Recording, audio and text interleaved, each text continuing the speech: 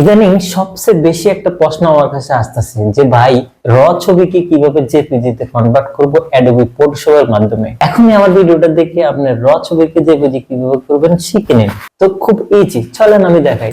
প্রথমে আপনারা ফটোশপে চলে যাবেন, যাওয়ার পর এখানে ফাইলে ক্লিক করবেন। ফাইলে ক্লিক করার পরে এখানে দেখেন ইমেজ প্রসেসর একটা অপশন আছে, এখানে ক্লিক করবেন। ক্লিক করার পরে আপনাদের যে ছবিগুলা জেপিজি করবেন ওই ফোল্ডারটা দেখিয়ে দিবেন। তো আমার ফোল্ডারটা হলো ডেস্কটপে রাখছি আমি। এই যে ডেস্কটপে যাওয়ার পর ওকে দেওয়ার পর এখানে যদি রেজুলেশন কমাতে হয় বাড়াতে হয় আপনি এখান থেকে বাড়াতে পারবেন, কমাতে পারবেন। তো আমি 12 দিয়ে দিচ্ছি। দেওয়ার পর রানে দিবেন। রানে দেওয়ার পর আপনার ছবিগুলো অটোমেটিক জেপিজিতে কনভার্ট হয়ে যাবে। দেখেন একটা একটা করে কিন্তু হচ্ছে। আমি একটু ওয়েট করে দেখাচ্ছি। দেখেন আমাদের ছবিগুলো কিন্তু জেপিজিতে কনভার্ট হয়ে গেছে। দেখেন এই যে ছবিগুলো দেখেন জেপিজি ফোল্ডারে ক্রিয়েট হয়ে গেছে। আগে ছিল র ছবি, এই যে র, আর এখন জেপিজি। খুব সুন্দর ওয়েতে আপনারা এভাবে র থেকে জেপিজি করতে পারেন।